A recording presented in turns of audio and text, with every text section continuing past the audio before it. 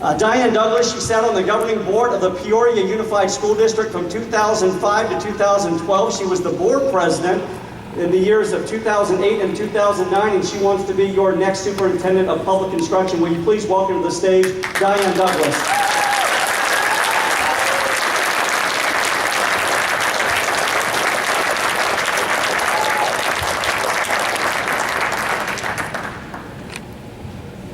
John Huppenthal, he's your current Arizona Superintendent of Public Instruction, and he's running for re-election.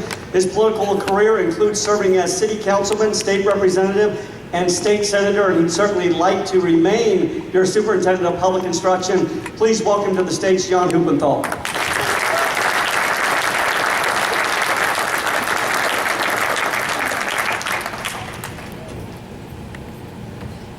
Okay, let's talk a little bit about the format of the debate. Each candidate will have 2 minutes for an opening statement. We're then going to move into 2 rounds of questions.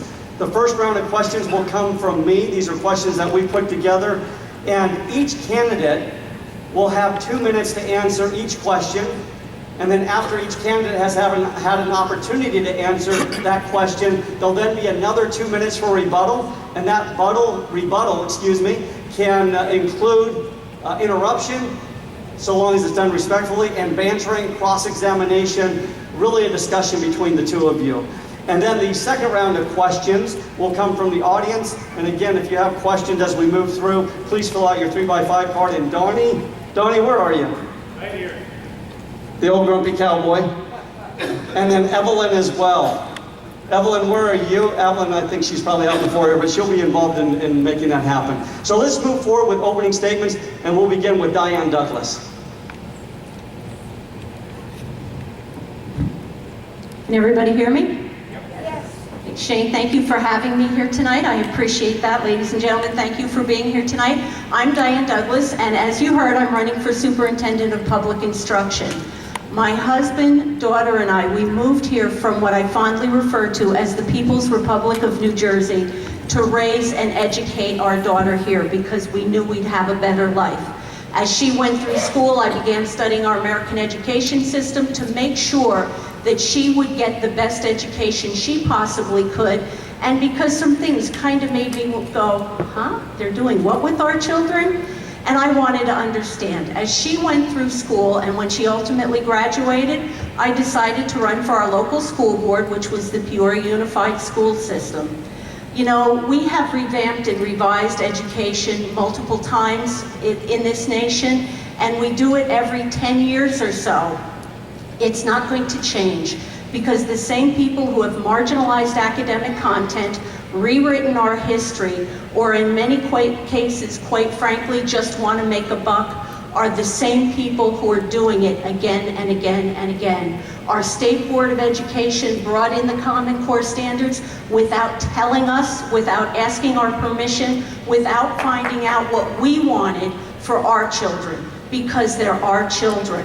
We need to not believe these falsehoods that we're being told.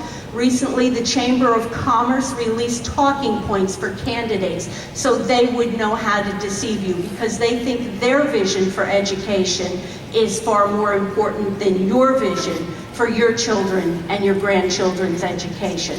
I'm Diane Douglas. I'm running for Superintendent of Public Instruction because I want to return control of education to Arizonans because parents know best what their children need. Thank you. God bless.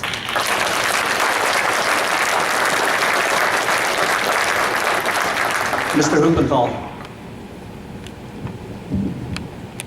Well, first of all, Shane, thank you for setting up the debate tonight, and thank you for your dedication to the Constitution, which has spanned decades.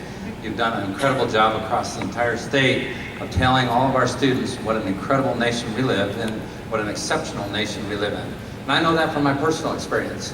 I grew up on the south side of Tucson, 5 brothers and 5 sisters, and my strongest memory of childhood is hunger. Being hungry every single week. Shopping day was Wednesday, and we started running out of food along about Sunday. So I know the value of a dollar. My family, my dad and I refurbished a $40 car, and we drove that car. We drove that car for 6 years. We know that there's still families out there that are stretching to make ends meet. And every year of my elected service, we've known and acted that dollars are precious and they needed to be absolutely conserved. As a young child, my mother took us to the library every single week. Before kindergarten, I was reading books on Thomas Jefferson, Benjamin Franklin, George Washington, and I was learning the history and the culture of this country. My fondest memories were of reading about Lewis and Clark heading out west and struggling and dragging those horses and boats up to that first mountain peak, and then looking out west and seeing 7 more mountain ranges. And it was that precise moment in reading that book that I understood what it was meant to be an American. They didn't head back to Missouri. They continued to head west, and they had to climb those 7 more ranges. That was an incredible feat. They accomplished the mission that President Jefferson had given them. And that's what these values are what I've enacted through my 20 years of elected service. I have an incredible record of accomplishment relative to decentralizing power, defeating the federal government. We have the best homeschool laws in the nation, according to our Homeschool Association, Arizona Families for Home Education. I was the deciding vote to bring charter schools to Arizona. And once I brought charter schools to Arizona, I took them from a 10-year contract to a 15-year contract. And then I said that they could replicate without going through all the bureaucracy. School choice is my venue. You know that I've bled for school choice. I've been battered politically to make school choice work. This is what I'm all about, decentralizing power and fighting the federal government. We'll talk more about this tonight. Thank you for being here and giving up your evening.